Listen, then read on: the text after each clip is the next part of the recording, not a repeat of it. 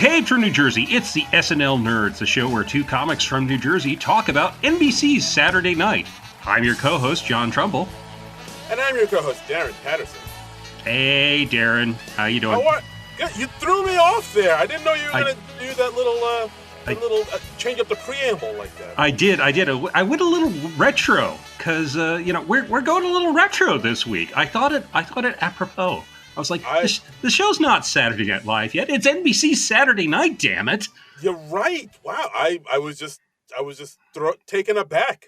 Yeah. By changing up the social norms that we've established on this podcast. I know. I broke the norm of the last, how long have we been doing this thing? 6 years now. So, Ooh. Yeah, it's a little weird. It was a little weird. I was like, I was a little nervous. I was like, I hope I remember to do this. I hope I do this without screwing up. And I surprised you. Yeah, because I'm tricky. I'm a trickster. You are. You're like you're a tricky little minx there. Good sir. That's right. Ain't I a stinker? Oh man, but Saturday Night Live. That's that thing with Howard Cosell. That'll run for years and years and years. This show, 6 weeks and gone. Flash in the pan. We'll be back to Carson reruns before you know it. That's right. Show me. Yeah, show me. Show me. Okay, Green Goblin. Oh, yes. All right. I'll show you. As you might suspect, if you read the description of this episode before you started listening to it, and really, why would you do that? We're talking about the newish movie from Jason Reitman called Saturday Night, which is all about the 90 minutes leading up to the very first episode of Saturday Night Live. Yes. Movie came out a little over a month ago, October 11th, on the 49th anniversary of Saturday Night Live. Yes. And now the film, I think it's still in a few theaters, but now it's also streaming on video on demand, so you can rent it, see it in the comfort of your own home. Which we both did. Yeah, Darren made it to see it in the theaters. I was not able to, but as soon as it was available to rent on the various streaming services, we did that. And I think it kind of worked out better this way because we were able to take a closer look at it and, pause it and double check things and take notes, Darren, you were telling me when you went to the theater, you had a small notebook and you were scribbling in the notebook. Yeah. In hindsight, I probably should have done that thing that a lot of film critics do where they have a pen with a little flashlight on it or just you taking the notes on my phone. But I guess I get a little self-conscious about, having a light on in a dark theater. Yeah, you don't want to be one of those people. Yeah, I don't want to be one of those people. So I just kind of wrote the notes in the dark on a notepad. And then when I saw them in the light of day, it was like, what the fuck is this? What is this chicken scratch I wrote? Yeah. That's funny. Yeah.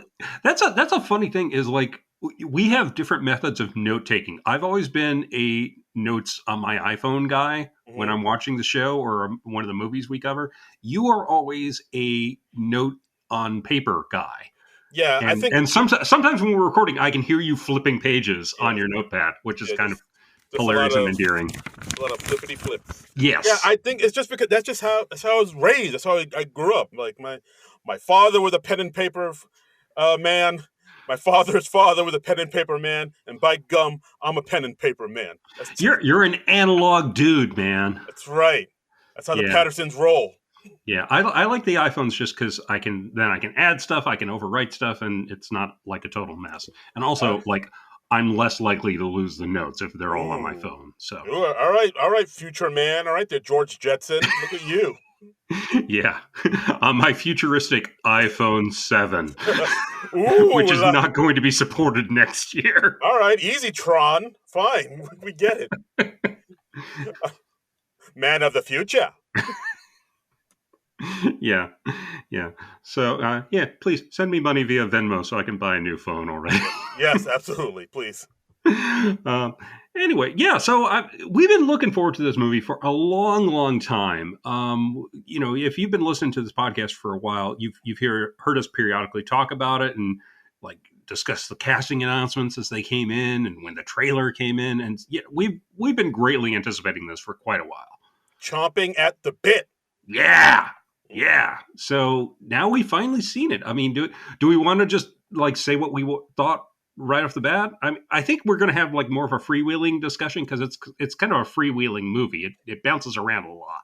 Yeah, like you said, basically the film it starts in that 90 minutes in between the dress rehearsal and them going live for the very first time on Right. October 11th, 1975. So yeah, so it just kind of it centers around Lorne, played by Gabriel LaBelle, I believe the actor's name Yeah, yeah, the guy is. from Meet the Fablemans. Yes, yeah, and like him just kind of bouncing around trying to keep the ship afloat and trying to keep all the cast happy and the crew, and of course then there's the suits and the people who want it to fail, uh, Affiliates and yeah, and affiliates, network affiliates and whatnot. Willem Dafoe's lurking around and he's like, Yes, I'm the yes, head of talent and ah yes, yes. Like that's how he does it. It's he's being all freaky and Willem Dafoe. he's full Defoe. Yeah. Milton Uh, Berle's dick is there. It's yeah, it's it's a wild time. yeah. Who the It's a lally? wild time. Milton Berle still on the West Coast. His dick in Studio 8H. That's right. His dick transcends time zones. Yeah, As that's we all, right. That's right. as He we all just, know. he just reaches the dick over, rings the bell. That's right. He's like, "Hey, can I come see the show?" That wasn't actually Milton Berle in the film. That was actually Milton Berle's dick in the film. Finally, Milton Berle's dick gets his big break he's been waiting for. Yeah, he's got his own IMDb page, and the credits are longer than Milton Berle's. Heyo. That's the first of many Milton Berle dick jokes you'll hear during today's podcast. Yes, So enjoy, folks. They will be scattered throughout, for That's sure. right. But overall, I would say, well, I'll just give general thoughts about the film. I enjoyed the film. Hmm. I liked it quite a bit. I mean, it's not perfect. There are like a few things here and there that I Yeah, could like nitpick over. Like I felt like a little nitpicky about a few things here and there, just because like I'm a big SNL fan, right. SNL nerd, and Oh, that's catchy. yeah, it's a good name for a podcast. And No, so no, like not so much. so like I see it with a little bit more of a critical eye, I think, than the Yeah. average person would see it. Like it would be the same way. Like for you, I know you're a huge Batman fan, so I Oh, enjoy yeah. a lot of the Batman movies. But I'm sure when you watch a Batman movie, you have a more like critical viewing of it, where it's like, well, I that's mean, not I'm like that. I'm tough to please on the like because the things I'm passionate about are things I know a lot about because like when I love something, I want to know everything about it, and I get like kind of almost obsessive about it. Right. So I devour like behind the scenes info and documentaries and things like that. So yeah, so we Darren and I, we are not the typical SNL fans. We are more hardcore than the typical SNL fans, Yes. We're not and your average. and we are nerds, so we love researching stuff and like finding footnotes and things. And I did find like a few things. I fact checked this to the best of my ability, and I found a few things. I don't know if I want to say they're inaccuracies because they're not making a documentary. Yeah, yeah, It's a dramatized version. I mean, there are certain times I was like, "Oh, come on, there's no way that happened." But for the most part, I think it works dramatically. I would agree with that. Yeah, like Yeah. I basically watched this movie the same way I watched another movie I really liked, The Social Network from back Uh in the huh. day, where Yeah. I went in being like, all right, this isn't going to be 100% accurate. This isn't going to be like a documentary or anything like Right. that. Some things are going to be played heightened for dramatic and cinematic effect. Like in the Social Network, Eduardo did not slam down Zuckerberg's laptop and tell him to lawyer up. I'm pretty sure that didn't happen. That's Right. just there to build up the drama. So like I went in watching this movie with that mind frame, with like there's a lot, there's going to be a lot of stuff here just played up for drama. Right. Right. And certain things where it's just like, okay, that doesn't really make sense. That seems really unlikely. Um, and particularly when we're getting to like a half hour before air, I'm just like, yeah, I don't think that Belushi was outside ice skating like 15 minutes before the show started. Yeah, and like Lauren didn't find Alan Zweibel at a bar open mic at a bar writing jokes for like an open mic host. Like Yeah, I that don't that believe that anybody left the building in the half hour before the show. That yeah. just seems not only unlikely, but stupid. you Yeah, know, yeah, um, I'm quite sure Lauren didn't smash a glass window in order to get back into the building Right, when right. with the that was odd. I was like, all right, that's a choice. Yeah, that was odd. Again, it kind of worked dramatically. I mean, because it showed the escalating uh, pressure, but but I was like, yeah, come Yeah, on. just go to the front door. Why are you doing this? Yeah. Well, no, I think the implication was that all the doors were locked at that hour, but Uh, who knows? uh okay, Yeah, but it doesn't make any sense. Let's yeah, just go with that's it. Let's just yeah. But it's interesting that you brought up the Social Network because yeah, this movie is very Sorkin esque. I mean, mm, there's a lot of walk and talk. There's some like on my second watch, we both watched the movie twice. Um, on my second watch, I was like, man, Lauren is kind of pretentious because he keeps talking about how socially important this is, and he even mentions Commedia dell'arte. So I was like, am I watching Studio 60 on the Sunset Strip again, where we're it is just a talking about the social importance of it all? yeah, no, he does get a little full of himself, and I do agree with you. Yeah. It does, especially there's that one shot in the very beginning where Uh it's just huh. like him walking and talking after he brings up Andy Kaufman Right. up to the, and then they go through the studio, and then you kind of meet all the other characters. Like Right. he walked past and Beats, and then the camera kind of glides with him, and like in the back of the studio where you Yeah. see Gilda trying on her glasses, and It's a big walk and talk, which I think is necessary because we really want to establish the space of the studio, and meet a lot of the characters, and I think that's a great way to do it. Um, and the reconstruction of Studio 8H is really impressive. They consulted with like the original production designer, right. and who has since they shot the movie has since passed away. Oh, Um, and wow. I mean, it's incredible because it's like dead on. Like apparently, people who are actually there or who've actually worked at SNL were like walking around and they're like, "Oh yeah, I know my way around here," because Oh, wow. that's how accurate it was. Which is that's pretty incredible. That's fantastic. Yeah, yeah, Yeah, absolutely. yeah. But I don't know. Yeah, like I don't know. Where do you want to start with this? I mean, Well, maybe I we love. could talk. Well, go ahead. What's Yeah, yeah, go ahead. Go ahead. well, no, I was gonna say, oh, maybe we could start with just like the stuff that we really liked about it, like the performers or the performances or something like that. Oh no, Or I didn't care for any of them. oh, No, I there ouch. were some great performances in this movie. Who were the standouts in your mind? As far as performers, I mean, there's everybody. I thought everybody was quite good. Hmm. The three that come to mind is I liked Corey Michael Smith who played Chevy Chase. I thought he did really. Wonderful. Yeah. I thought he He was really good. yeah, he Um, got both Chevy's charm and smarm. yes, very much so. He got both sides of Chevy Chase. He wasn't a total asshole, but he had the asshole tendencies, but he was also a brilliant performer. And you also see moments where he's like sort of a bonding with the rest of the cast. There's one bit where everybody's like called to set and they're all in togas and they all just sort of like go and they're running around and it shows kind of the manic energy that I'm sure they had back in the day Yeah, because of all the cocaine. of Um, course. But yeah, no, I did like that, and I liked his performance too mhm. because, like, I mean, as look, we all know the lore of Chevy and how he's Yeah, been known to be very difficult to be with and perform with on shows. But like, I I've heard liked how tell. Yes, yes, yeah, just ask Donald Glover. But like, yeah, I did like how like they kind of showed this other side of him where the affiliates were really enamored with him, and like they even hinted that like after yeah. Johnny Carson leaves, he was going to get the desk, and like him Right. kind of coming And to grips he with did that. substitute host the Tonight Show a number of times, and like I Right. think in the '80s after he left SNL. I don't know if he did that in the '70s or not. I didn't double check that, but Right. and he did have his own talk show for a hot minute there, which was canceled Yeah. after like 6 weeks. Yeah, yeah, on Fox, I believe, if I'm not mistaken. Hmm.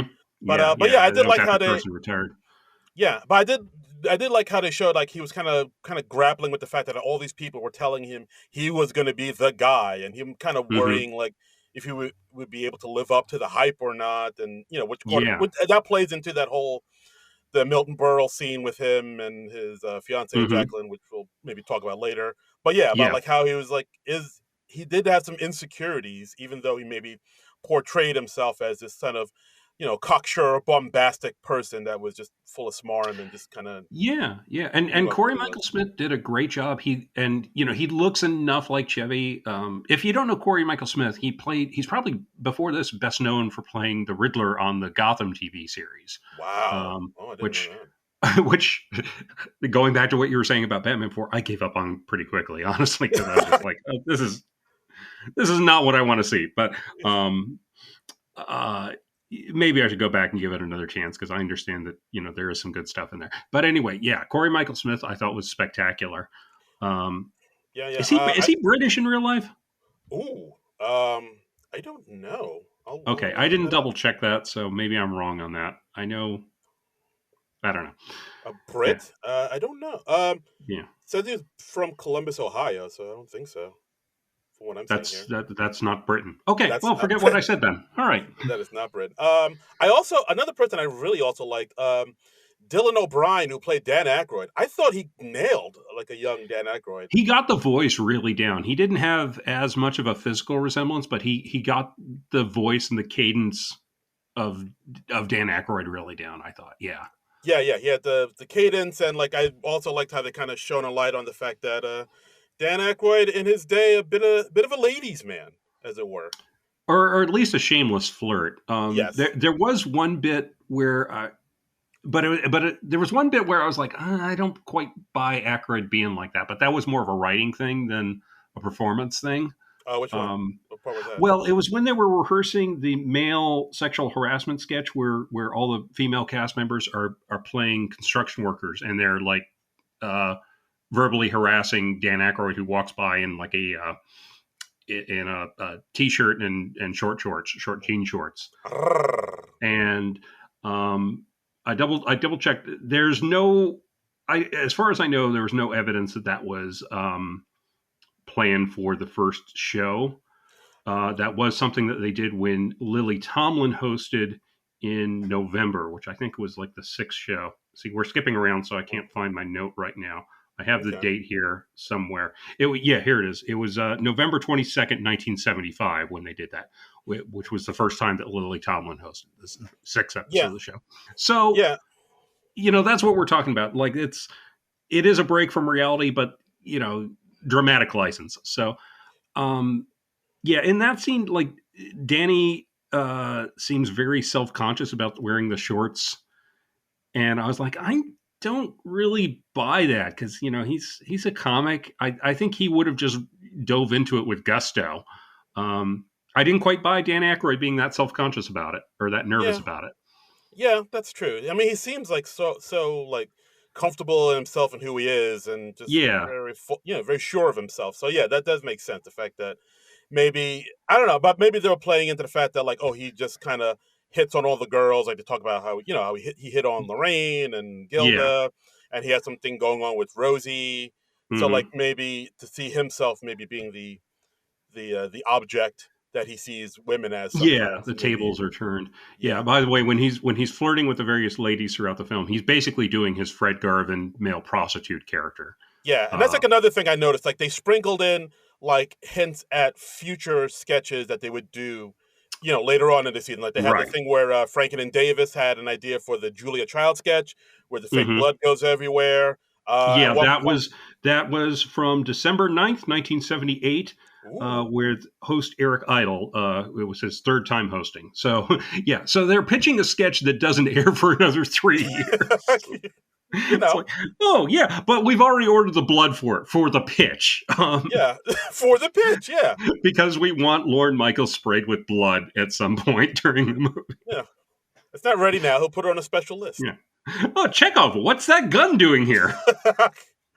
And at one point, also, like if in behind the scene, they were like rolling out like this huge shark, which of course Hmm. is the land shark Oh sketch. yeah, that's true. That's true. Yeah, Yeah, yeah. yeah. So like there were like a lot of times they were alluding to future sketches in this one Yeah, episode. That yeah. yeah, I mean, I kind of understand that. I mean, yeah, I don't want to be so anal and be like that sketch didn't air. They couldn't have been planning that one yet.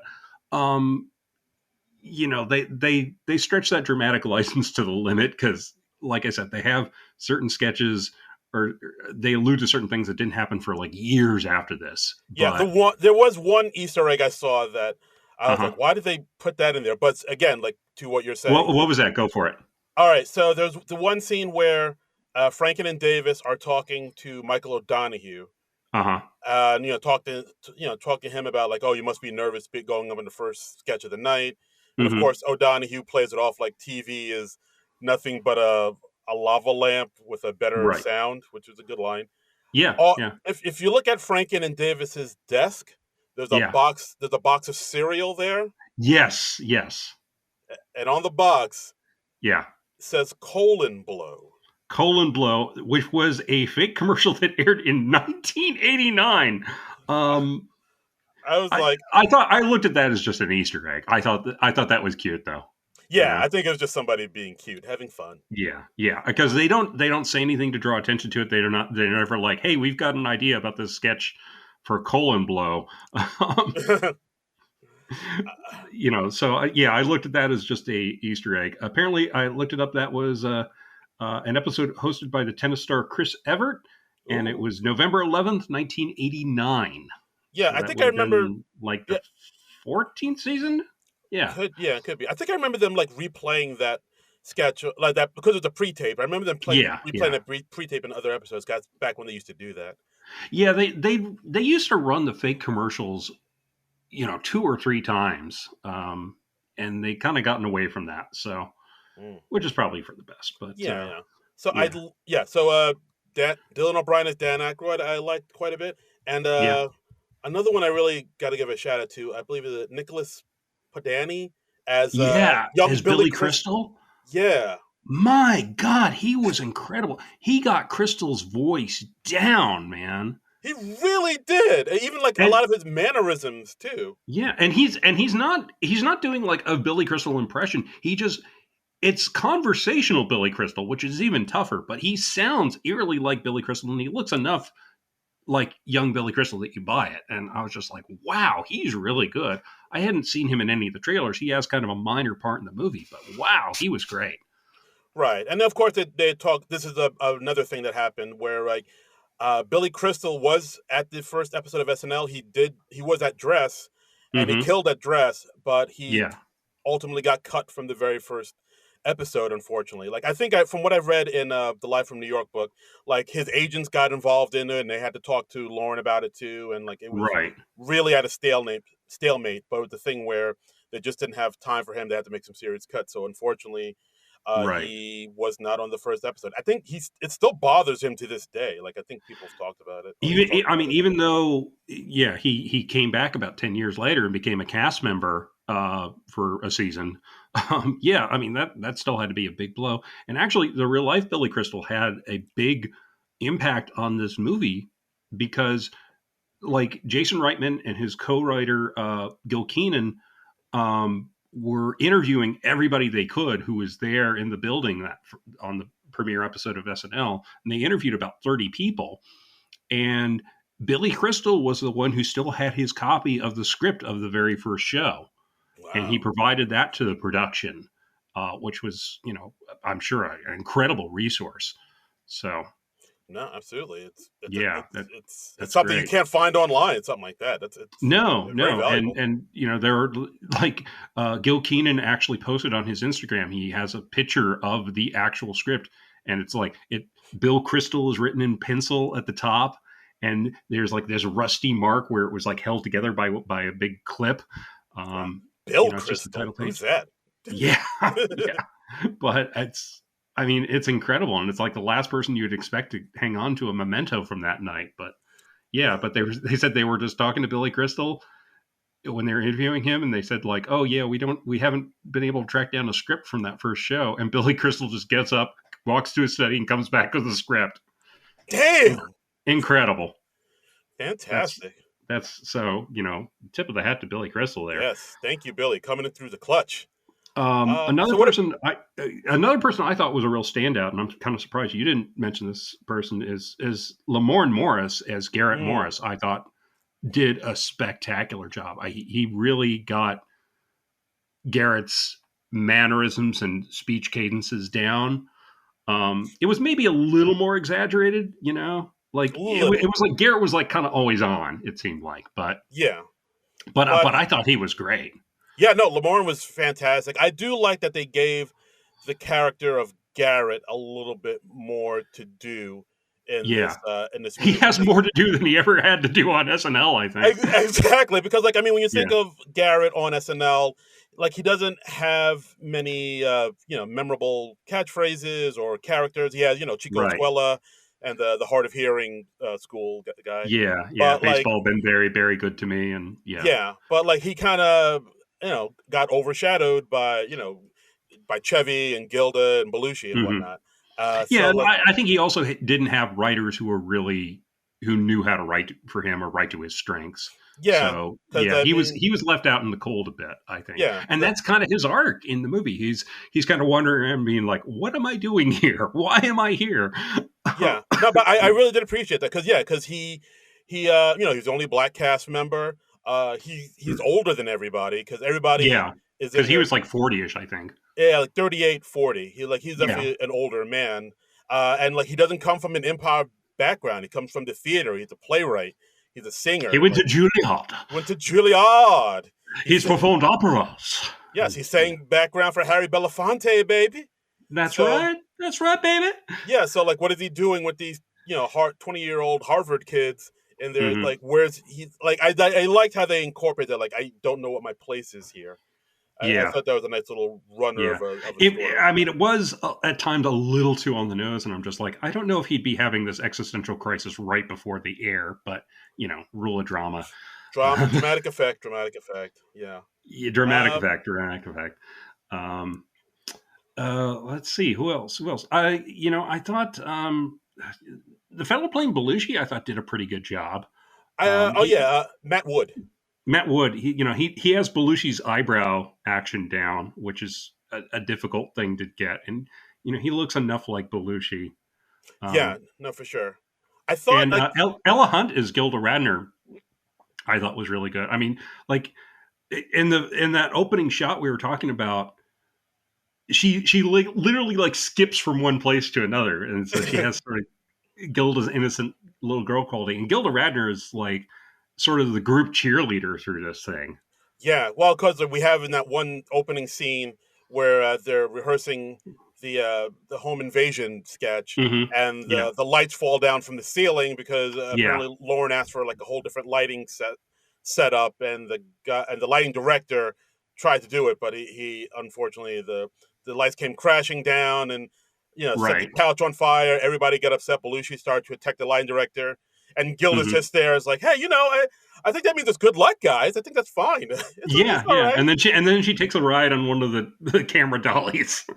Exactly. Like she's always like the cheer, upbeat, optimistic one that everybody just loves. Yeah, yeah, she's trying to get everybody in a good mood and get them pumped and all that, and that was a good way to characterize Gilda Radner, I think. Yeah, I would say so. Like I remember Yeah, seeing like a few people were kind of iffy on the Belushi, the way he was portrayed, just because it made him kind of seem like this sort of always angry, kind of bit of a diva, a he's little bit. very grumpy in this movie. Yeah, He's we so don't. grumpy. Yeah, at some Yeah, points he just grunts his answers to people like. and something I noticed in my second watch, this didn't really bother me in my first watch, but my second watch, I was like, it's kind of unusual that we don't ever have a scene of Aykroyd and Belushi together. We don't see them bond at Mm, all, and I'm like, that's because they had such a famous friendship. It would have been nice if they could have just had a moment. There's like a moment where Aykroyd's just talking about Belushi, mm. um, but that's it. He's a And Chicago I alpha male. yeah, yeah, an Albanian hurricane, or something like that.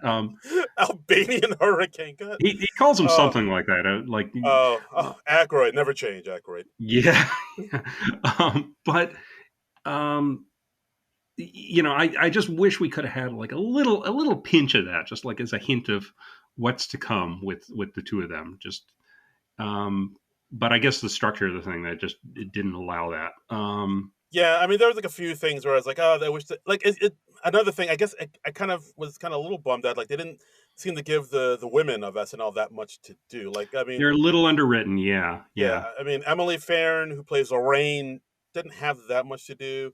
No. Kim Matula, who plays Jane Curtin, she had that one nice little monologue with Garrett, Yeah, and that's a nice scene between the two of them where they just kind of bond, where they're like, yeah, we're odd fits for this show. yeah, Um, I yeah. appreciate that. And Also, Gil, I would just like to say for the record, my sexuality is now Kim Matula as Jane Curtin. woo, Yeah, I will not be taking woo, further questions at this time, but I my know. God. Mm, um, foxy lady. yeah. But I thought she did a nice job too. Didn't have a whole lot to do, but I was impressed with what she had. Yeah, Who and else? Who are we leaving out? I mean Gilda. I mean Ella Hunt as Gilda Radner. She had some stuff Mhm. to do. I did like that one little, like you said, like when she finds Belushi at the ice skating rink, and Yeah, her talking about being nostalgic for a moment you're already in. I thought that was like a nice, very yeah, sweet, and sentimental it's moment. you can't help but get a twinge when she says like, "Oh, what do you think we're going to look back on this in 20 years," and you can't Yeah, help but think she's not going to be around in 20 years, and neither is Belushi. And yeah. I'm absolutely certain that's why they gave that moment to those two characters, Mm. to give you a little poignant moment there. No, for sure. But I don't know. Let's talk about Lorne. We haven't talked about Lorne Michaels throughout all this. Like, what do you think of his portrayal? I thought it was good. Yeah, I mean he's basically carrying this movie because he's basically the character you follow throughout. He's the one who's on screen the most, and it's just him gradually getting more and more frazzled as we get closer to airtime. And he's got a good interplay with Cooper Hoffman as Dick Ebersol. I Yes, like the back and forths with them throughout the movie. right. Um, Because like Dick is like kind of their go between guy between Lorne and the studio execs, and he's just trying to keep it all afloat. He's trying right, to keep Lorne happy and the execs happy at the right. same And time. I like the characterization of Ebersol. He's not strictly a nemesis. He's like clearly on Lorne's side, but he's just kind of like, help me help you. Right. um like, or you got to give me something, you got to and there's a great scene in the stairwell where he just kind of breaks Mm, down, and this is the trailers, and he's like, look, they want you to fail. They want to air Carson reruns. This show only exists because they're having a contract dispute with Johnny Carson. right. um Yeah, and like that's because actually before SNL premiered, they aired reruns of the Carson show. right. um and apparently Carson wanted to stop doing that because he didn't want to like saturate the market too much with the Tonight Show stuff. So that's kind of why SNL came into existence, and that's why SNL is like 90 minutes, because the Tonight Show used to be 90 minutes and blah blah blah blah. Yeah. Anyway, you were saying, sir?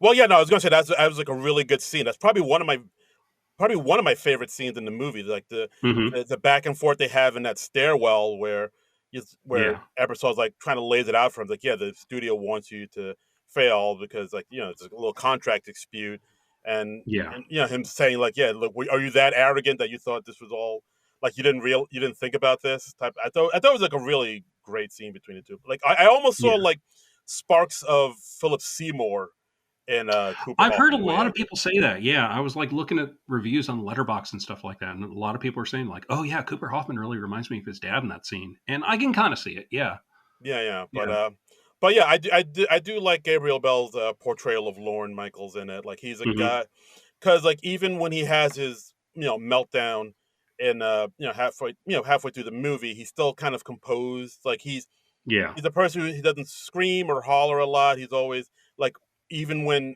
it's very clear he's like on the verge of going through something. As soon as somebody says, "Hey, can I talk to you for a minute?" He's like, "Yeah, perfect time. Let's talk." Like yeah, he's yeah. like that. He's like the He's captain he's of he's mostly unflappable through the movie.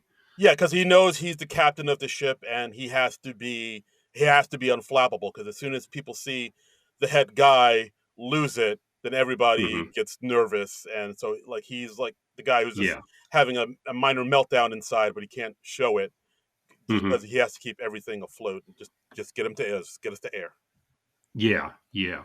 And then we see him freak out a little bit before the end. a little bit. Yeah, A little bit. Yeah. Well, yeah, maybe a lot. maybe a lot bit, A lot. He does have a little bit of a temper tantrum, but a little bit. um, Yeah. Yeah, but Gabriel LaBelle I thought was really good. I mean, he's significantly younger than Lorne Michaels was. Lorne Michaels was like 30, 31 when he was first doing the show, and Gabriel LaBelle's I think like 21. Yeah, He's he's like a real early 20s, but he can pass. yeah, So I can see that. it didn't bother. Um, And he has a really interesting relationship with Rosie Schuster, who mm, was a writer on the show, and she was, as it says in one of the behind the scenes books about SNL, she was Lauren's wife and Danny's girlfriend. Um, woo, 1970s, everyone. yeah, baby, love is love. Come on, man. You know, and like one of the little subplots is he's like, "Oh, are you going to be credited as Rosie Schuster or Rosie Michaels on this episode?" And she's like, "Oh, hey, we're married, but I'm not your wife." So it's like the bloom's kind of off the rose, Right. and there's a scene with Rosie Schuster and Dan Aykroyd, and Aykroyd's kind of flirting with her, and he's also like a little nervous. He's like, "Hey, does Lord know about us? Does he care about that?" And she gives like this big, overly expositional Yeah, she turns speech into about she goes full Basil exposition at one yeah point. she's like, here's my history of with Lorne Michaels from age 12 up until now. His dad died when he was 14, and I don't know. Yeah, I was like, I've known him since I was wearing a toilet paper bra, and you know, one day he brought me home, and we just never left, and blah blah blah blah blah blah, yeah, I and was then like, in 1969 we did this, and she's like a tour guide. yeah, it's a little clumsy. I wish they could have, because usually they get, and it stands out because they usually get the dialogue in there or the exposition in there more organically, and that's Right. that's a scene where it falls down a bit. Yeah, a little So bit, a little bit. yeah, yeah. So if I guess if I had to pick a least favorite scene, that would probably be it, just because it's very Yeah, it's on the very nose. yeah, it's very ham fisted. I would agree with that. Like Yeah, when that scene came on, I was like, come on, can we find like yeah. a more natural way to fit all this in? Yeah, or maybe space this out a little bit. Does she have to do the big old info dump? But It's what but what what do we think of J.K. Simmons as Milton oh, Berle? uh, I thought he was good. I mean, it's J.K. Simmons. Yeah, I mean, He's how can always how on can you top. not love J.K. Simmons? He's great. He's like a Jason Reitman regular. Um, I mean, I like. I mean, they put him. I mean, of course.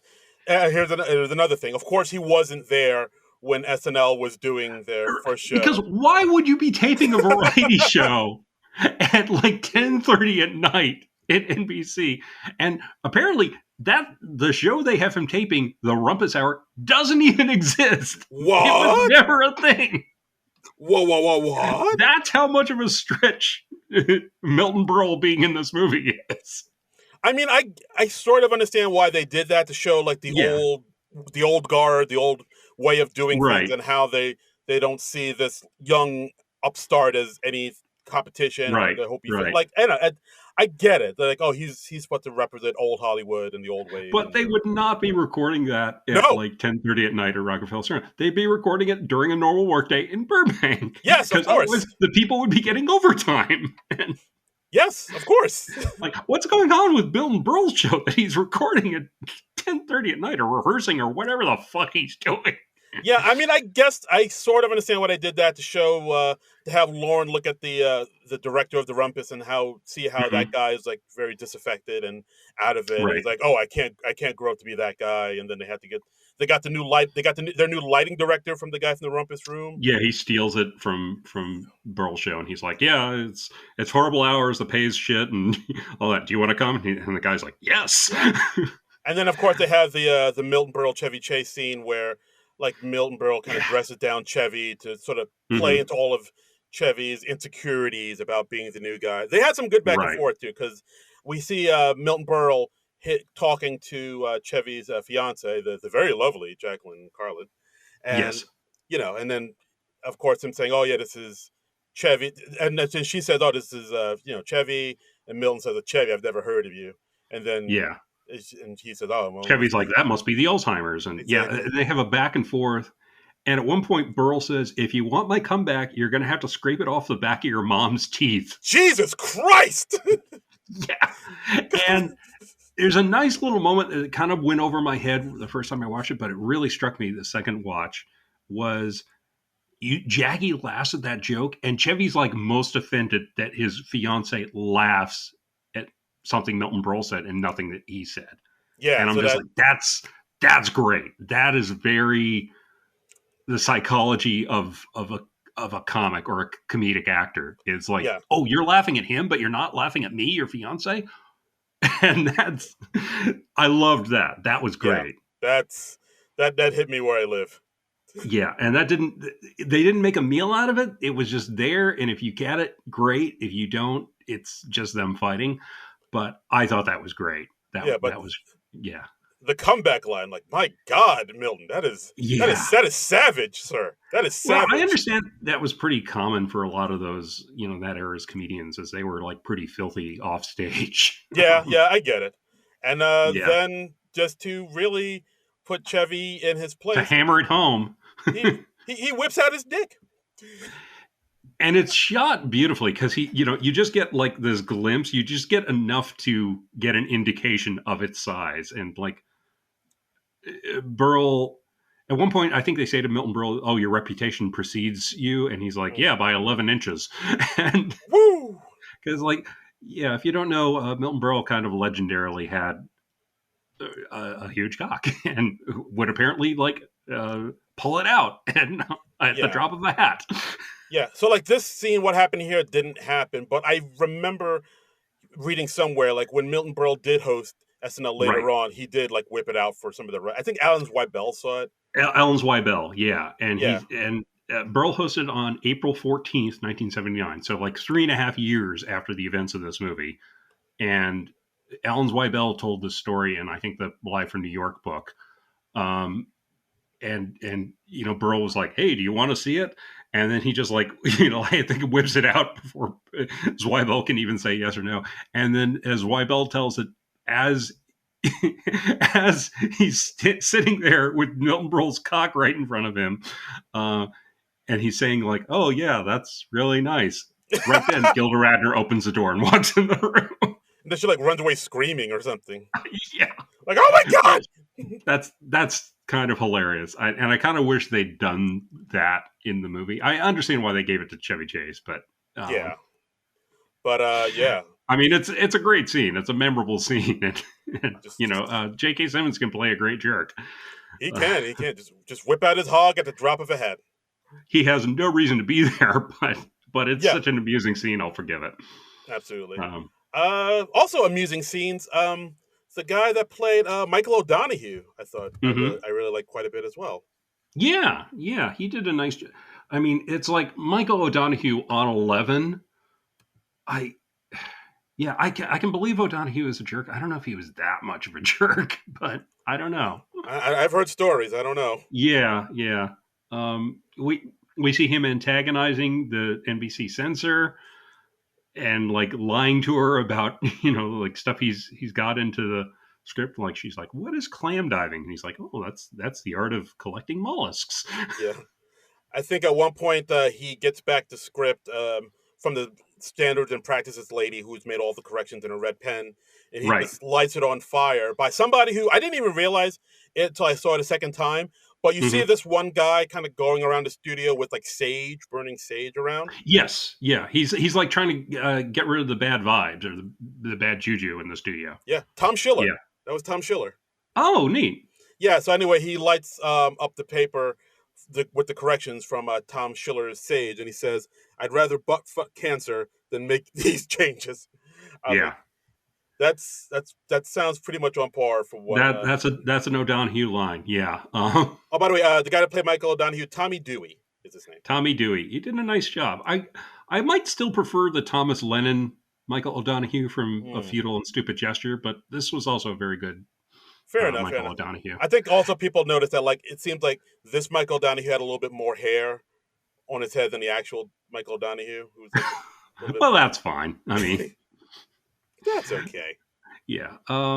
It's kind of weird because he throws that burning script out the window, and then like in the opening minutes of the movie, Lauren is out in front of 30 Rock. He's waiting for Andy Kaufman to arrive, and there's like burning paper that comes down by his feet, and he's just like, "Oh!" And they never explain it, but I'm just like, O'Donoghue do that earlier with something else? That's what I'm assuming. He Yeah, just did that earlier with something or it's else. some weird time warp thing. I don't know, because like Lauren is upstairs when that happens, but um, Yeah, I just assumed it was like something from earlier that day he yeah, set on fire. Uh, and um, I like the moment where Jim Henson is complaining that the writers like hung Big Bird in effigy outside his dressing room, and Michael O'Donoghue just says, "Oh yeah, sorry about Big Bird, autoerotic asphyxiation. Who would have thought?" yeah, that was a good. Like, I actually. Oh, that's another thing we could talk about. Nicholas Yeah, Braun, who pulls double duty and plays Andy Kaufman and Jim Henson in this yeah, movie. yeah. I said in like the lead up to this, I think it would have been hilarious if they just kind of implied that Andy Kaufman and Jim Henson were one and the same, and they could be because you never see the two of them together for obvious reasons. Did they pass away around the same time? Like, Jim Henson passed away in 1990. Kaufman died in like the very early 80s, like around 82 or so. hmm. So, All yeah, right, all right. The story don't check out. All right, the math doesn't yeah. math. All right. Well, But I think it would be hilarious if they played that up and just like you see Kaufman like leave a room and then a few minutes later Jim mm, Henson walks out of the same dressing room. Um, yeah, that's true. So, Nicholas Braun from Succession, he had to play both roles because from what I've read, originally the role of Andy Kaufman was going to be played by Benny Safdie, who of right. course is one of the part of the Safdie brothers. They did Uncut Gems, Good Time, but he had to bow out because I think one of his films got greenlit, so he wasn't available. So it was So a scheduling thing. Okay. scheduling thing. So then, Yeah. yeah, so Nicholas Braun stepped in and played both. I think he played both pretty well. He did enough that like they did seem like two separate people. They Like, did. I think he did a better job with Henson personally. I yeah, mean, I yeah, think he got the Henson voice down.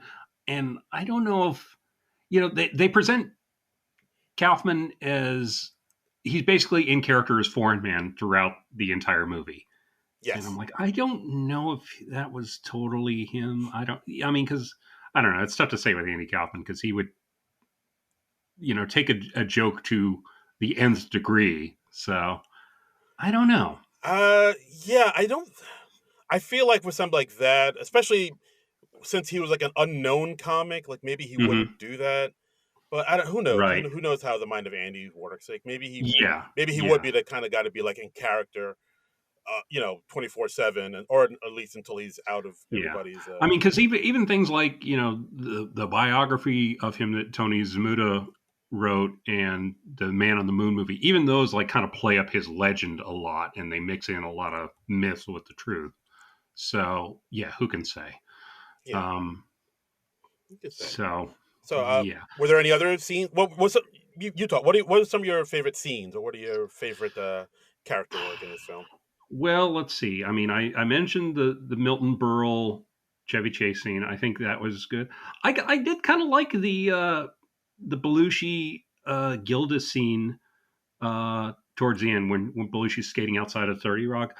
It makes no actual sense, but it's a nice scene, so I'll forgive it. I did kind of wonder where Alan Zweibel is because that happens like right after Lorne basically hires Alan Zweibel in a bar, and I'm like, why is Zweibel not at least hanging around in the background? Yeah, because like he doesn't know where this He thing. couldn't get in. He doesn't have a pass. Lorne couldn't get in without a pass at the beginning of the movie. Yeah, like he doesn't know Um, this place. He doesn't know where he's. So he would be following him until the studio. So yeah, like where is? I guess yeah, maybe he's. Yeah, that is kind of weird. if we saw him like just hanging around in the background at a respectful distance, I think that would have been fine. But I guess maybe they just didn't want to pay the actor to not have dialogue that night or something. I don't know. Maybe. Um, But yeah, so that's also another scene that happens is where like after yeah. Lauren kind of has his little meltdown, he kind of leaves Hmm. the place and he just goes into this random bar where it's an Yeah. open mic night and he Hmm. sees Brad Garrett hosting the open mic night. Right. I didn't expect to see him in this movie. That's I surprising. had no idea Brad Garrett was in this movie. He's credited as Borscht Belt comedian, which I kind of love. And Yeah. Lauren talks to Ellen Zweibel, who's like, "Yeah, I work at a deli counter during the day, but I'm selling jokes to this comic for $7 a joke." And yeah, and Zweibel, the real life is why Bella said, yeah, that didn't happen. It certainly didn't happen like 15 minutes before the show. But, that's fine. You do what you got to do. Yeah, I mean, there were. I think there were, like, from what I've read in the book, "Live from New York" book. Mhm. Like, he did work at a deli when Lauren, Right. when he applied to be on the show with Lauren, and he was writing jokes for like Borscht Belt comedians up in the Catskills Hmm. to supplement his income. But another thing I didn't know until I read the book is, like, he knew Billy Crystal, because they both came from Hmm. they're both from Long Island. I think they both grew up in like neighboring towns, so they would drive into the city together to do spots and shows. And Oh, that's neat. yeah, Okay. yeah, That's so cool. that was a nice little Yeah. thing too. But yeah, the whole him getting hired 15 minutes before the show just based off a book of his jokes, that did not happen. No, no. I mean, it would have been like weeks before. Like the things where I was like, "Oh, come on," are where it's like, okay, obviously you would have done this sooner. Like they have like Gilda and the other female cast members, and they're looking at like scripts of sketches like an hour before the show, and I'm like, what the hell? Obviously that doesn't happen. It does not. I mean, you have rewrites, yes, but at the very least, you'd be looking at cue cards, not like script packets or something, and be like, oh, what is this sketch that I'll be performing in an hour that's brand new and I have not seen before? Ooh, do tell. Yeah. I Yeah. mean, I didn't think we needed to do that so much. Yeah, I mean, well, another scene that like didn't happen, and that Yeah, just for dramatic effect, is when Lauren takes that call from Johnny Carson, which right. did not happen. And there was another thing I didn't even notice until like maybe the second time I saw it, where he walks into a an empty office Hmm. take the phone call, and but there's one guy sitting on the couch, and he's like, "Oh hey," and he looks at him and says, "Oh hey, Bernie." He's like, "No, you're good." Yeah, And then he takes the call, and then it wasn't until later I realized, oh, that's Bernie Brillstein, that's his manager. right. Yeah, yeah. And but yeah, so like on the phone call with Carson, like it's kind of Carson kind of dressing him down a little bit, saying, "Yeah, this is you're just getting this show because it was a contract dispute." He's But because mommy and daddy are fighting, and you have the house to yourself for the weekend. exactly, and he even says, "Yeah, like I heard you're funny, so yeah, when this show goes kaput, like maybe I'll give you a job on my show." Like this Yeah, call never happened. I think Carson was right. pretty uh happy. He wanted the show to succeed, but I understand they put Well, that in there. Why they put that yeah, in there? I know there's a Carson joke where he said he didn't. He said like I think the cast of SNL couldn't ad lib a fart at a baked bean dinner, Ooh. so I think he was sort of down on the show and its style of humor. But Oh. I think he did want the weekends. He did not want the weekend reruns of the Tonight Show to happen anymore. So Oh, I think interesting. mixed feelings at best. Yeah. Yeah, It's like, yeah, yeah. there's that. There were other things in there that, of course, they just played for dramatic effect, like Hmm. the fact when they went to the weekend update and they had Lorne Michaels do it.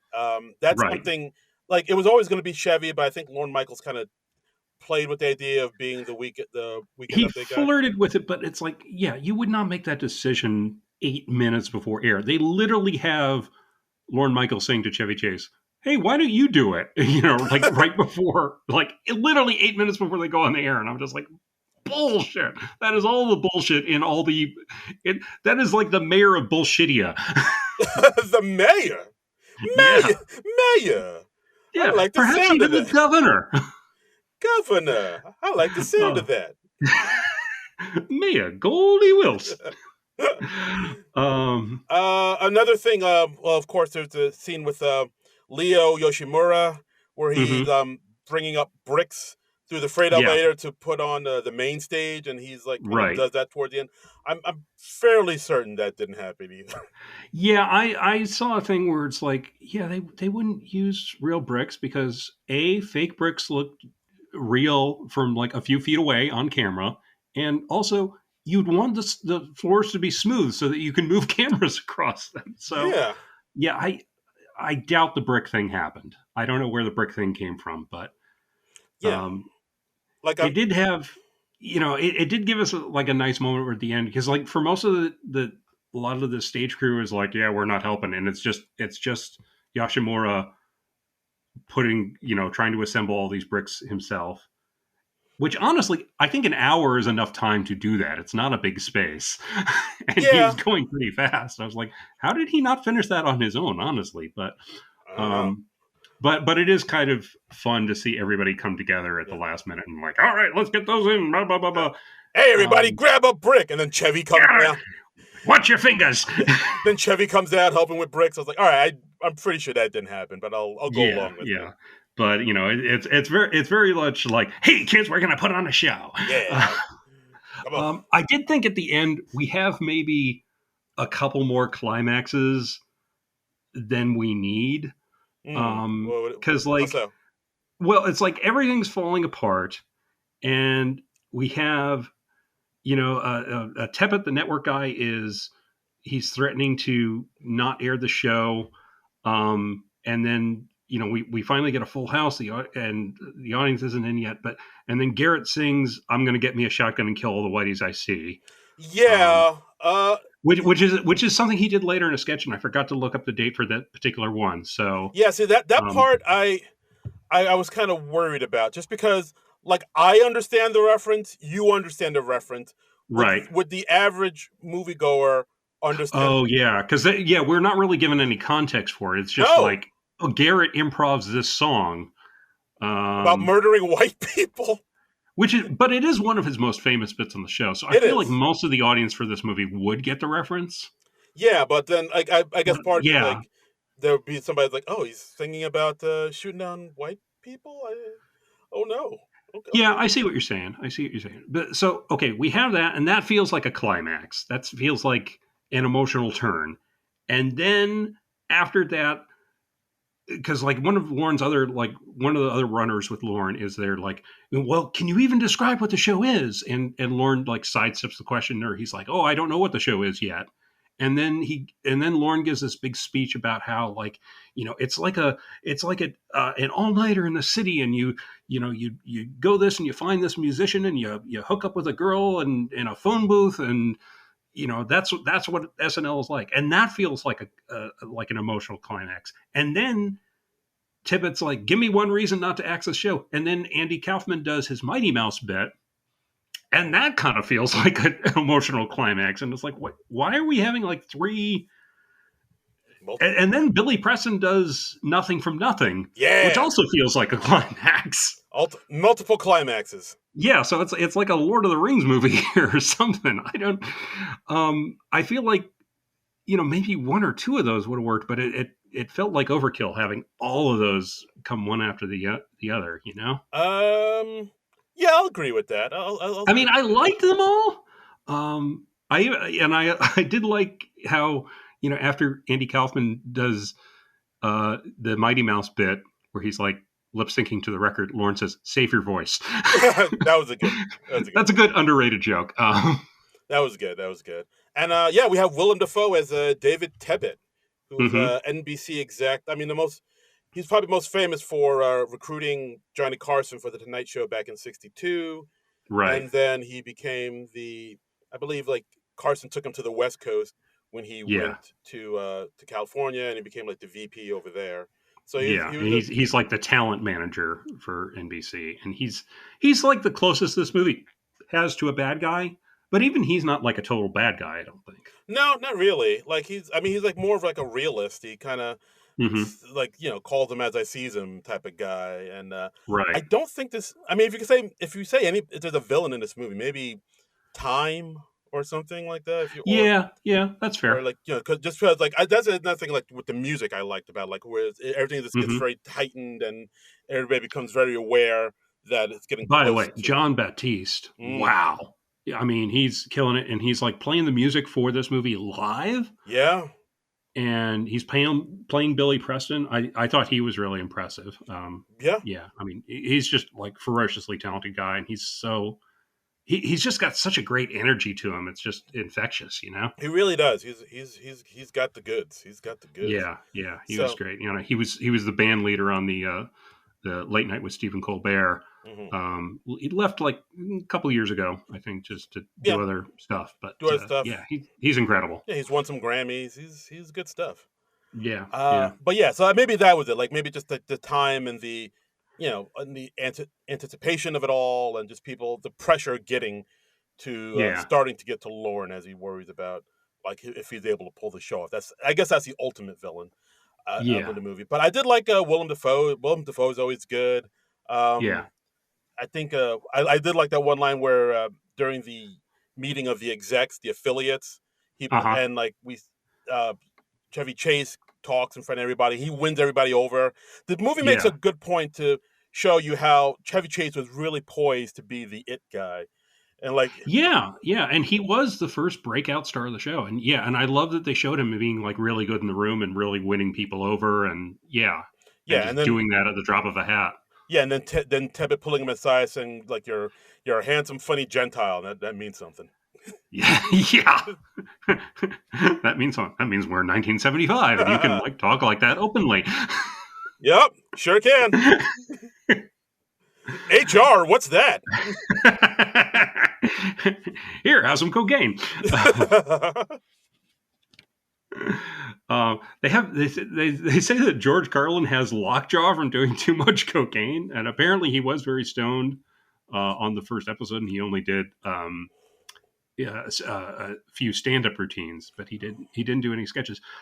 They talk about in the movie there is a sketch with Alexander the Great uh, doing his 10-year high school reunion, Hmm. and Carlin raises a big stink, and they axe that sketch. And I did a little research. Lorraine Newman did confirm that was a sketch Ooh. that was axed at the last minute. She did an interview with the Television Academy, and I Oh. watched a clip of that, and she says, "Yeah, that was axed last minute. I don't know why." She says it was hysterical, and I wasn't even in it.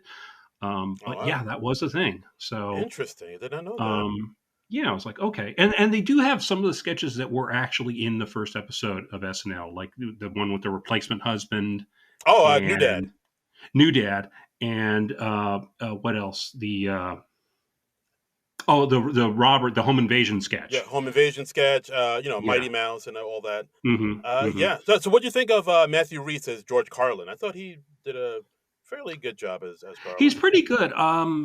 He's not in it a whole lot. He just kind of pops up once or twice, and he's in a mood.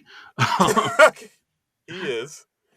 um, He's a big crank. yeah, but I thought he was pretty good. He had got a bit of Carlin's voice down, and it's interesting to see him and Michael O'Donoghue go back and forth Oh with each yeah, other. we called him like a ponytailed hack, a ponytailed vulture picking off the bones of Lenny Bruce. I was like, Yeah, God yeah. damn, son. Which I'm like, okay, yeah, O'Donoghue probably said that. I don't know if he would say it to Carlin's face. I don't know if he was that much of a He like confrontational guy, that much of but an edge lord. yeah, I don't know. I could see him, doing it behind his back certainly, Yeah, but yeah, yeah, we gotta ramp up the tension, I guess. yeah. That's why I know. Like I also like from what I read, like George Carlin wasn't that, uh, you know, in a mood when he Right. filmed this episode. I think he didn't want to be in any of the sketches, but that's really about it. He wasn't constantly Yeah. like berating the writers and like everybody on set and just being like a big old diva about it. Yeah, I don't know if they yeah, I don't know if they needed that. But Yeah. I guess they're just trying to ramp up the tension wherever they could. Yeah. Um I also I did I'm sorry. yeah, go ahead. No, I was gonna say I also did like the part where like I kind of realized how Danny was always there when somebody was having a bad time on drugs. Like when Yes, I was just about to mention oh that. no Like way. Lauren's cousin Neil Levy, he's searching for Belushi at one point, and he runs by Paul Schaefer and I think Howard Shore, and Yeah, they're like, "Hey, yeah. you seem kind of nervous. Here, have a hit of this." And he like takes a puff of a marijuana cigarette, which Oh. which apparently was.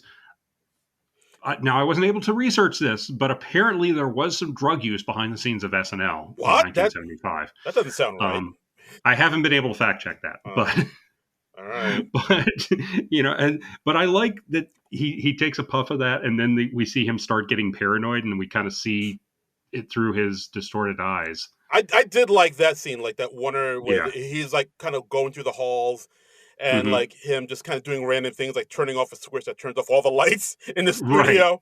As like Right. that does feel like what somebody would feel like if they were high. Just Right, and then and he gets so freaked out he locks himself in a closet, and most of the cast is trying to talk him down. right. And Aykroyd's like, "Oh, that's a potent dragon you're running there." Yeah. It's um, like where'd you get the drugs from? Oh, one of the horn players. Degenerates. yeah, and it's a little bit like when Aykroyd was Jimmy Carter in the presidential debate, and he's like, "All right, you just took some orange sunshine," and it's like, "I'm going to try and talk this guy down." It's a little like that, Yeah. and like Chevy Chase is like knocking on the door, and he's like, "Candy Graham." See, another Um, nod to a future thing. yeah, so I liked that they had like little hints of that, and if it goes over your head, that's fine. If Right. not, it's like a fun Easter egg. Yeah, and actually, I looked into that too, and apparently, Uh huh. so that part was not 100% true. Neil Levy did not get high on the first day of shooting, but he did get high like in one of the future episodes on the set, and he got so Uh high, huh. he got high to the point where he did lock himself in an office, and Ah. Aykroyd had to like to talk him down and make some jokes to get him out. See, I feel like when they did their research for writing this movie, and they Jason Reitman said, "Oh yeah, we talked to everybody who was in the building, uh, on the night," and I feel like they heard a lot of good stories, and they were like, "Oh, that didn't happen on this night though," and they're like, "Ah, screw it, it's still a good Yeah, story. Let's put yeah, it in." I feel like that happened. And for those that don't know, Yeah. Neil Levy, he was like a PA and also like talent coordinator on the show the Hmm. first year. He And a magician. and a magician, and he helped with the writing. He's also Lauren's cousin, nepo Yeah. hire. And and later on, he was actually pretty. It didn't just start with "Please Don't Destroy." No, it goes way all the way to the top, all the way back then. And he was also really instrumental in getting Eddie Murphy on the SNL show. Oh, really? Okay, Yeah, I didn't because know that. I think That's cool. from what I've read, like I believe he saw him in some stand up shows, and he was really impressed by him. And this was back when Gene Domanian was heading it up, and he was Right. like telling Gene, "No, you need to have this guy on he needs to be on the show." And I think Gene was kind of hesitant to have him on, but like Neil like really Right. pushed for Eddie to be on the show, and sure enough, he got on. So we have Neil Levy to thank for And that. and how did that work out? Pretty well, pretty Okay. well. All right. All right. I am gonna Google Eddie Murphy as soon as we are done taping this. I've heard his name a couple times. I'm gonna find out what the deal is with this Eddie Murphy cat. He was the guy in that Pluto Nash movie. He did very well for himself. Nice. Mm, Okay. Okay. Yeah. okay. Anyway. But yeah, I don't know. Maybe we can get into other stuff we weren't too keen on in this movie. There weren't Um. too many. Okay. This is a minor thing, but like at one point, Dick Ebersol says like, "Oh yeah, I know you make fun of me behind my back and you make fun of my outfits," and he's wearing like this jacket that's like a very '70s jacket, and it's like patches, and like when Chevy Chase first sees him, he's like, "Looking good there, Patches," and I'm like, I don't think anybody in 1975 would be mocking that coat. That's like a pretty normal thing to wear in '75, from what I've seen. I get, but would somebody hip wear that? I think maybe that's it. Maybe. I don't know. Hmm. I mean, I was only like 3 years old then, so Hmm. maybe my perspective is a little skewed, but I feel like like maybe Al Green or some shit. I feel like some cool people would wear that shit. yeah. I could be wrong. I don't know. I'll. But okay, like things I didn't like. Okay, I felt like there were a couple portrayals that maybe weren't quite up to par. And I have like two specifically in mind. Oh boy. And they just kind of stand out because most everybody else was so spectacular. Let's get Um, into it. Let's talk. Let's get real. I feel like Paul Rust as Paul Schaefer was just not even in the ballpark, All right. He was very caricature-y. Yeah, I'll give you that. And I didn't think he was a good match. And the guy playing Al Franken, actually both Franken and Davis, at times I was like, okay, you're doing fake voices. Um, Yeah. All right. Yeah, I can see that yeah, too. but they're none of them have like huge parts in the movie, so it didn't bug me in a big way. Like, and Franken and Davis, they kind of fluctuated. Some scenes I thought they were good. Some scenes I was like, what the fuck are you doing? Yeah. It seemed like there were, like, I didn't think that's like the tightrope you got to walk when you're portraying like a character or a real life person, where you have to, your Right. performance has to be not so much of a caricature, of them. Yes. Like the way Yeah, Gabriel. and that's a tricky thing is like, especially when you're playing like a comedian or something, but you're playing them off stage. You're playing like the real person, and they have to be a real person and not just like, you can't just be like wild and crazy guy. Yeah, like the way like Gabriel LaBelle played Lorne, he played it right. Hmm. He wasn't like the Doctor Evil caricature of Lorne that we all Right. know him to be. Like you hear Right. a little bit of that voice in it, but Right. not exactly, Yeah. but not enough that it's like totally Yeah. cartoonish. I thought. Well, Lorne's not at his full Lornosity yet, Yes, so he hasn't ascended into peak Lorne. yeah, I mean, he's like a Pokemon. He hasn't evolved into his final form yet. So Yes, but soon, my pet, soon, my yes, precious, soon. yes, yes. Another a scene I kind of dug that I like. That's when Hmm. Chevy is talking to Herb Sargent in this Uh with huh. played by Tracy Letts, like because Herb Sargent is Yeah. this established writer, and I think Right. he's really kind of talking to him, saying like, yeah, they're saying like I'm the guy, I'm the next guy. Like, how do you see my future going? And then he gives this kind of really bleak version of Chevy's Yeah. future Yeah. about like, oh yeah, you'll be surround yourself with yes men and pay for women's company, and then you'll just Right. And probably you'll finally die when you fall off a balcony at a hotel in Stockholm or something like that. yeah. And he's like, oh, I can't wait. Yeah. Yeah. I don't know if we needed like two or three different scenes where Chevy Chase gets put in his place. Um, Yeah, somebody had an agenda. yeah. Yeah. Somebody pointed out that like Dan Aykroyd comes off pretty damn well in this thing because, like, Aykroyd, of course, is old friend of the Reitman family. So, Mm. and apparently he was the only real life cast member who saw the script ahead of time. Oh, So, interesting. yeah, Okay. yeah. Yeah, all right, that So, makes sense.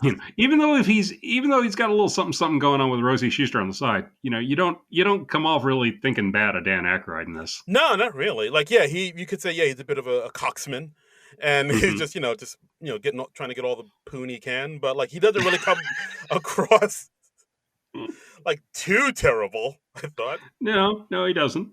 I Um, did like. Oh, we should talk about Rachel Sennett as Rosie Schuster. I thought she was really good as well. Yeah, she was good. And it's nice to see her kind of getting her due. And they show that she knows what she's doing. She's like, like when we first see her, somebody's coming up with like a rack of costumes, and she's like, oh, don't let Belushi see that bee costume. Here, come this way. And we see her in like an editing bay with Lorne, and she's like, yeah, hold this for 8 more frames. And he's Yeah. like, you always say 8 frames. She's like, that's a beat. Oh, Um, yeah. She's like She comes across very competent, very knowing mhm. how everything works, and bit of a. She knows how to wrangle in Belushi. Like, yeah, Yeah, there's she like a big subplot with Belushi is he hasn't signed his contract for the show yet. which that is based in track. I don't think Belushi Yeah, signed until like maybe minutes before he was supposed to go to air. incredible. Yeah. Fantastic. But yeah, like she's able to like, calm Belushi down. Especially there's that one scene where Hmm. Chevy and Belushi get into that huge fight in the Yeah, dressing room because no and I think that's kind of like a mutated version of the fight that Chase had with Bill Murray when Chase came back to host. I think they right, yeah, because like I mean yeah, the from medium talent fight. yeah, the medium talent fight because I mean, but I think in real life because from what I've read, yeah, Belushi and Chevy there was some friction there, even though they both came up Yeah. through the National Lampoon Radio Hour. I think the Hmm. fact that Chevy was getting a lot more shine and a lot more likes from Right. the Yeah, because he execs. because he was the more telegenic guy Yeah, at the beginning, and it took a little longer for Belushi to be discovered. right. And Bill Murray has said that like when Chevy came back to host, I think it was on the second season after Bill Murray came on as a cast member. He said that like I was the one who fought Chevy because no one else. It would have been too petty coming from anybody else. But Mm. apparently Belushi was a big instigator of that, and so he kind of goaded Billy into going after Avenge Chevy me! Chase. Avenge Yeah, me! yeah, kind of, Avenge me! and that's where medium talent comes from. So Oh, it's part of the mythos of SNL oh, medium talent. now. My God. It's- Has anybody written a biography of Chevy Chase called Medium Talent yet? And if not, why not? Why not Um, us? And if not, yeah, why not us? I want to write that book. I just want to gather an oral history of here's why Chevy Chase is an asshole from the Yes. 70s, from the 80s, from the 90s, up to today. The world needs to know. We need documentation on this. Yes. Come on, let's get at it.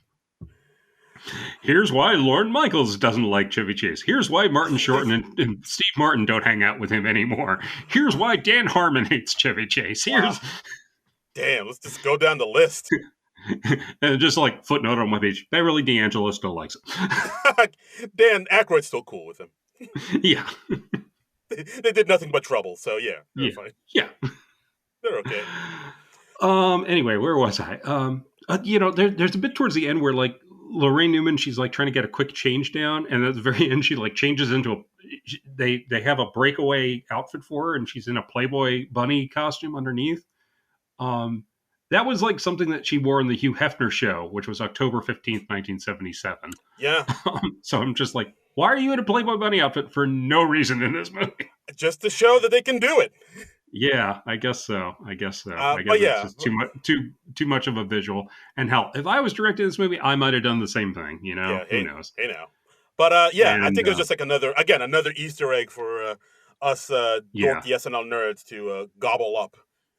I think probably my favorite Easter egg though was towards the very end when like Lauren is rushing around and we see him like running through the halls and they get in Abraham Lincoln, showgirls, and a llama. Bam, like, yes, baby! We got the trifecta. I literally went yay when I saw that in my first watch. I was so happy because that is like one of the coolest SNL in jokes when they do it. When they do a shot of the backstage, there's always or almost always Abraham Lincoln, showgirls, and a llama. And that was like something they did like back in the day. And Seth Meyers brought back when he was head writer. And they've done it ever since. And I love it so. It's so much fun. We gotta preserve our traditions, man. Yeah, exactly. I love that. And they have a bit where like literally 60 seconds before air, Gilda Radner's like, let's take a picture. Yeah, again, that would not, but I get it. That would not happen. I was like, wow, we're really bending reality here. Really this is like, I've never been involved in television production, and even I know that's bullshit. I'm like a PA or somebody or a producer be like, no, go. We gotta go. Get the fuck backstage. Yeah, like you wouldn't even be out on the stage. You'd be like backstage in costume for your first sketch. Yeah, I mean, at least they didn't put Belushi in there, and then yes, very true. By the way, Belushi's not late in that first sketch. I don't know where that came from. Again, yeah, yes. I rewatched that sketch, the Wolverine sketch. Belushi comes in on time. I don't know why they haven't be like 15 seconds late. It's weird. It's for the drama. Yeah, I love how it ended with Chevy Chase saying live from New York. I thought that that's a perfect ending, and then it goes into like the closing credits, which are very much like the original Saturday Night opening credits. Yes. I thought that was a wonderful touch. That was you kind of figure it out like at least 5 minutes before. And I was like, oh, this is how they're going to end it. Yeah. He's going to say the thing. He says the thing. He said it. He said the thing. He said the thing we know. And and a quick shout out to Robert Wall, who plays Dave Wilston. Yeah. I like that. I also liked how when they were going through it, just saying, all right, let's try to get through one of these skits. Yeah. Lauren corrects him and says, they're sketches. They're sketches. That was a very Sorkin moment. Yes, very nice. And at one point, like Lauren mentions Commedia dell'arte. I'm like, oh, that's a very Sorkin moment. Yes. Did Sorkin do punch-up work on this sketch? He might have. It's like it's kind of what he wanted Studio 60 to be. I feel like. I like seeing Robert Wall pop up. We got Arliss in there. He did a nice job when he's just kind of like, yeah, whatever. There was something else I was going to say, and I'm totally blank, and I'm scrolling through my notes right now to see if there's something we haven't covered yet. Okay, well, no, you go through your notes, but I mean, I think that's I think we covered most of it. Yeah, I mean, like overall, I really like this. Oh, okay, there's one thing. Like, okay, Lauren Michaels gets sprayed with blood Yeah. at one point from the Franken and Davis sketch that they're pitching about Julia Child that they aren't doing for another 2 years. Um, Plan ahead. yeah, and what better time to pitch than right before the show Yeah, come on, man. and test the prop? He's not I mean, busy. of course, He's not busy. He's just yeah. sitting around. So at one point, like Lauren gets sprayed on this, and then of course they have him go outside, and the shirt does not match at all because like they shot most of the movie in Atlanta and the location shootings in New York. So okay, I'll forgive they can't match, but later they have Lauren change out of the blood spattered shirt, and he has an undershirt underneath. It is so fucking spotless.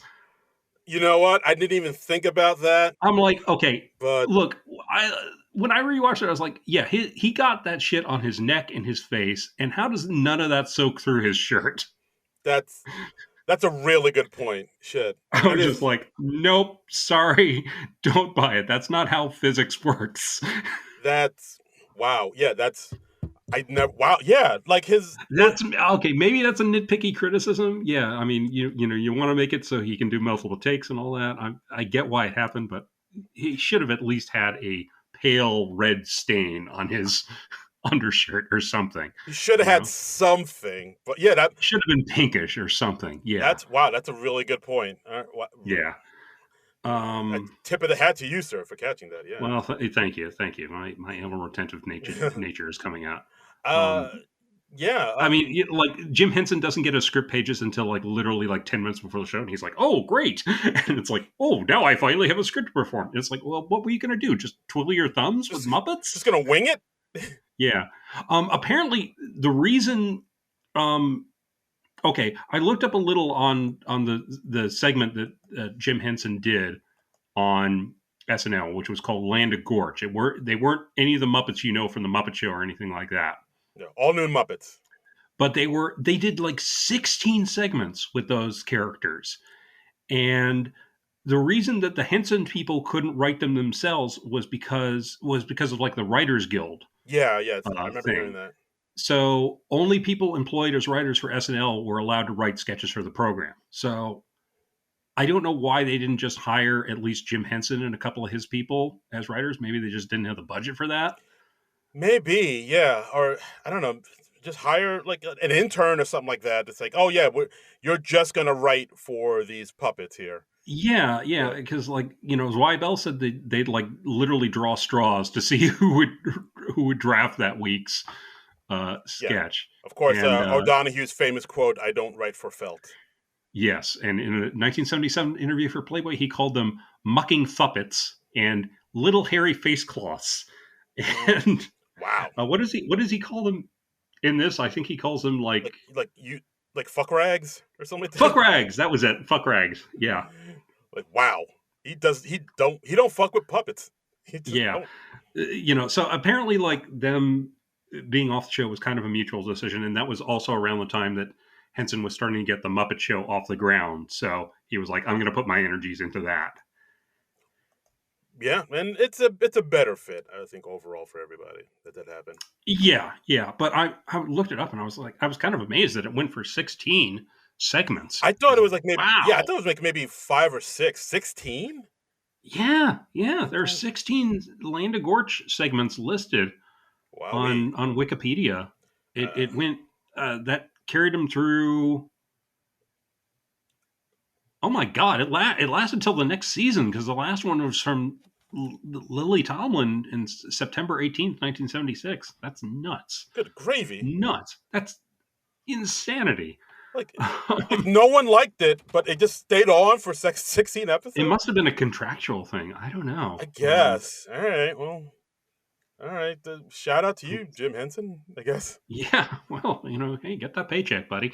Okay. Um, yeah, Absolutely. they are getting a little. They've gotten a little static from the Muppet people, Muppet fans, saying like, "Oh, we don't like the portrayal of Jim Henson in this movie because they portray him as too much of a stick in the mud." But I honestly didn't mind it too much because it's obvious the movie's obviously from the point of view of the SNL people. Yeah, So yeah, absolutely. And yeah, he was a bit of a like you said, like uptight hippie-ish person, but like I don't Yeah. think it was like a negative portrayal really in any way. No, I don't think so. I don't think so. I think, yeah, but some of the Muppet fans have had a Yeah, bee in their bonnet about that. well, they're weirdos. Yeah, Yeah. that's right. Come at me, Muppet people. Yeah, we're putting you on notice, Yeah, Muppet yeah, fans. flail your arms at me like Kermit or whatever. Yeah. Ah! Ah! You Hi-ya! don't like that? You are more than welcome to leave.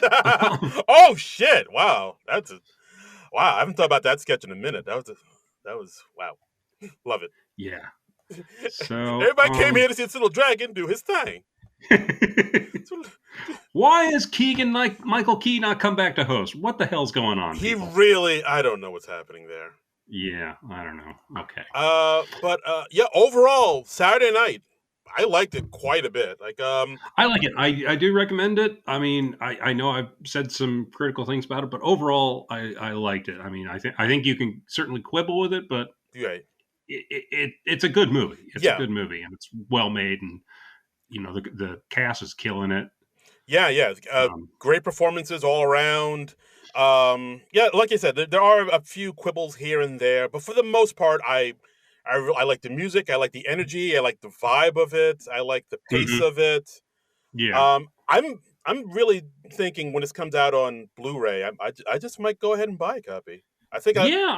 I think I'd like to do that as well. this might be a So movie I'd like to revisit over and over again. yeah, I for yeah. sure. It's a good time. I mean, especially for SNL nerds such as ourselves. So Absolutely. Well, let's talk to some other. Look. What about some other SNL nerds like ourselves? Because we put the yeah, word out on Facebook and Twitter, because we refused to call it X, that we were doing yeah. this movie, and we heard back from a few of you folks. Uh, Yeah, yeah. I got the Twitter comments here. We heard from our friend Minette Marati, who says Leo Yashimura, under-recognized hero of the movie. yes. Um, Salute. there was a good joke when he's like assembling the brick stage, Mm. and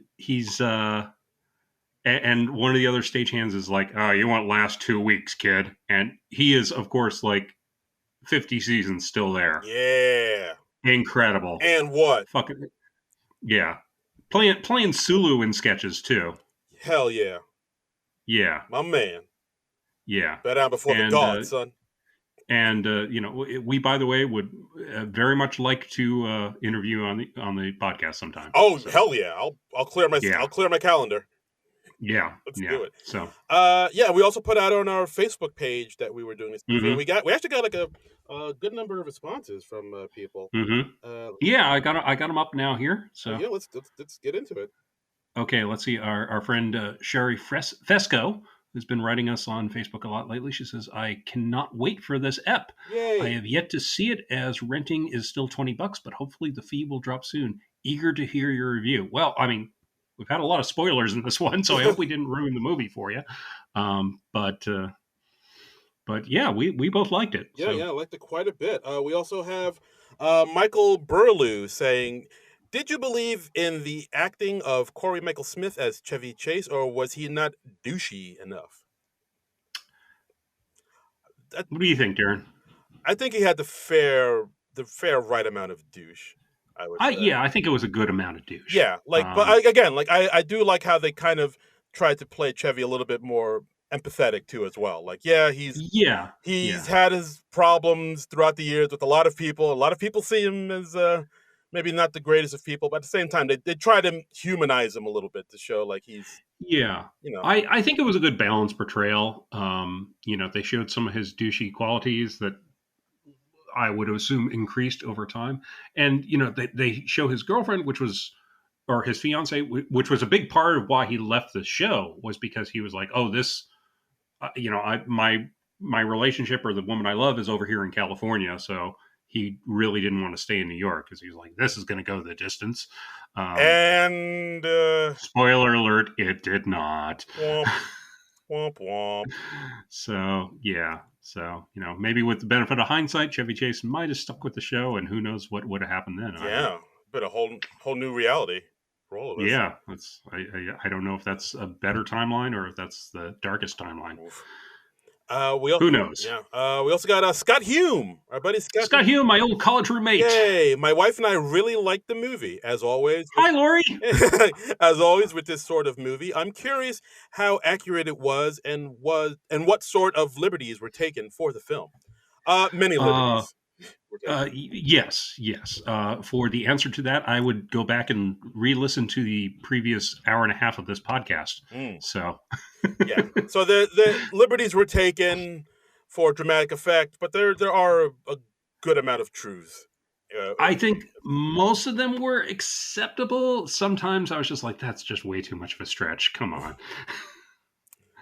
Um, and Steve Harold, we have yeah, saying, my favorite part was when they hired Zweibel 10 minutes before air. yeah. Which, That's one of the things where it's like, okay, yeah, come on. like no one does that. No one. Yeah, like what are we doing? We're really having fun with the reality here, aren't we, guys? Yeah, yeah. So Really yeah, sketchy. but again, overall, I enjoyed the show. Yeah, I mean, I thought it was well done. It's a well made movie. I mean, Jason Reitman probably has access that nobody else could get or nobody else could dream about. Um, so because he goes back with Bill Murray, he goes back with Dan Aykroyd.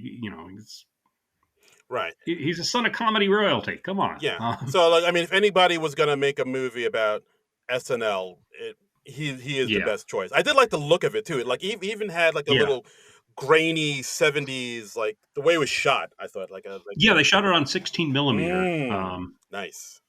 and so it had a bit of that 70s grit to it. And yeah, and they didn't do like a caricature 1970s. I mean, like I mentioned Dick Ebersol's patch jacket, but I'm like, I totally saw people wearing stuff like that in 1970s stuff. Yeah, And yeah, they didn't go like Austin Powers or Wedding Singer with it, where they're making fun of the decade. It was just like, yeah, this is how people dressed. yeah. Some people dressed a little more flamboyantly. Some people were in styles that have dated, but yeah, it worked. I mean, I think like when we have Belushi out skating in the bee costume, and I'm like, well, why is he wearing the bee costume that he supposedly hates? Why does he still have the antenna on?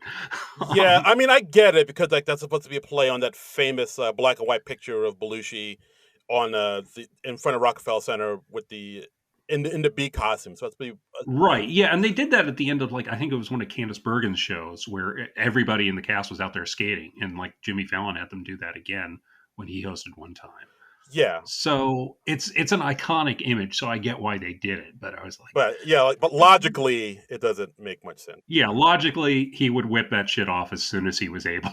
Absolutely. um, so yeah, so that's kind of the weird balance of this film. It's like, yeah, I get why you did that. It doesn't really make sense, but We'll go with it. movie's gonna movie. Yeah, movie's gonna Yeah, movie. movie's gonna movie. And So yeah, so I think we both give this movie 2 thumbs up. Check it out in the yes, theaters if it's playing near you, and if it's not, rent it on VOD if you got $20. Go for it. that's right. Or I think you can even own it digitally for like Ooh, 25. So ooh, yeah, we we may we may invest in this. Yeah, yes, it's a good time. I mean, I enjoyed it. I think if you have any interest in SNL as a show and as an institution, it is worth seeing. So absolutely, absolutely. If you have any yeah, passing interest in SNL or just like television and putting on a or production in general, comedy comedy. or Milton Berle's dick. Yes, if you're a We're not judging. if you're an aficionado of Milton Berle's penis, this movie is for you. Yeah. Yeah, I mean, until the inevitable Milton Berle's penis biopic, Mm. um, this will have to do. Who's gonna play his So, penis though? Who's Chalamet? ooh, Chalamet? I don't know. Jason Mantzoukas did an incredible job voicing Tommy Lee's penis in that Mm. Pamela and Tommy series a little while back. Oh, that's So true. He does. he's my pick. He has previous penis experience. That's right. So It's, that's true. That's a good yeah. point. And they strangely didn't bring him back in that series, which again kind of defies the Chekhov's gun rule. Like if you have Jason Mantzoukas playing an animatronic Tommy Lee penis, in your first act, you must bring him back in the second. Of course. So I mean, what if you're going to have the penis, use the penis. yeah, exactly. Absolutely. So I think this is a new letterbox list, honestly. Like, movies with good, huge prosthetic penises. We have this and Boogie Nights and Oh yeah, guys, let us know what your yeah. favorite prosthetic penis movie is. Right. Yeah. Get us on some weird lists. Yeah, So let's get some weird emails going. yes. Sent to us. And by the way, I should mention, we mentioned our old Twitter account. We're making the move over to Blue Sky. Darren and I are both installed on Blue Sky now, and we set up an SNL Nerds page over on Blue Sky. So yeah, check us out over there. I think we're moving the operations on over there. Yeah. And we are at snlnerds.bsky.social. That is where you find us. Just search for SNL Nerds. You will find us there. So rolls right off the tongue. Yeah, we're already at 116 followers. Thank you, one and all, for that. We want to build that up even more. Yes. So yeah, come follow us over on Blue Sky. That's where all the cool shit's happening now. Yes, follow us over there where the cool kids are at. Follow our YouTube page because we have these episodes up on YouTube. And as always, you can follow me on all the socials at Darren Credible, DARIN Credible. Yes, you can follow me on all the socials like Instagram and Blue Sky at Trumbull Comic. That's TRUMBULL on the word comic. So, but mostly the SNL Nerds thing, and and you can find us over on Blue Sky there as well. Absolutely. So that's the episode, guys. So join us next week, Thanksgiving weekend. We're gonna do another movie. We're gonna talk about a classic Thanksgiving movie, probably one of the biggest Thanksgiving movies people think of when they think of Thanksgiving movies. Yeah, it's one of the go-to Thanksgiving movies for people, and I haven't seen this in ages, probably like since the 90s. Oh wow, it's been a minute. So yeah, folks, we're doing it. Planes, Trains, and Automobiles. Steve Martin, John Candy, Michael McKean's in there. People, Michael McKean. Oh, there's our SNL connection. Look at that. Edie McClurg. Ooh, nice. Okay. Dylan Baker and Kevin Bacon. Ooh, okay. Yeah. Directed by John Hughes. Written and directed by John Hughes, I believe. So. Yeah, absolutely. Who else? Matthew Lawrence. All right, that's all. The Woe guy? No, it's his brother. No, that was Joey Lawrence. That was Joey Lawrence. Brother, yeah. Right, okay. How old is he's like one of the kids in this? I think he's one of the kids. Okay. Ben Stein. All right. Okay. So, star-studded affair, people. That's what I'm saying. Okay. All right. Yeah. Well, I mean, I'm looking forward to revisiting this because I remember I didn't like it too much when I first saw it, and I haven't revisited it since then. So I'll see if I like it more. I'll see if it's grown on me. Who knows? I don't know. Me neither. It could. Will John like it, or will it still be straight trash in his eyes? Yeah. I mean, get your bets in now. That's right. So I'll talk a little about that, about why I didn't like it at the time, and I'll see if my opinion has changed. I don't know. I've grown as a person. Who knows? That's right. So yeah. Anyway. Yeah. Oh, I should probably do this. Yeah, I'm waiting for you. Oh, yeah. Okay. I was just kind of waiting to see if you had anything else to say. No. Check us out next week. Planes, Trains, and Automobiles. It's going to be a good old time. We're going to have a stomach full of turkey, and I'll probably have the itis and fall asleep halfway through recording. So join it. So tune in for that. Yay! See us all tryptophaned up. Yay! But until then, nerds out. This has been a non-productive media presentation. Executive producer Frank Hablawi. This program and many others like it on the Non-Productive Network is distributed under a Creative Commons Attribution Non-Commercial No Derivatives license. Please share it, but ask before trying to change it or sell it. For more information, visit non-productive.com.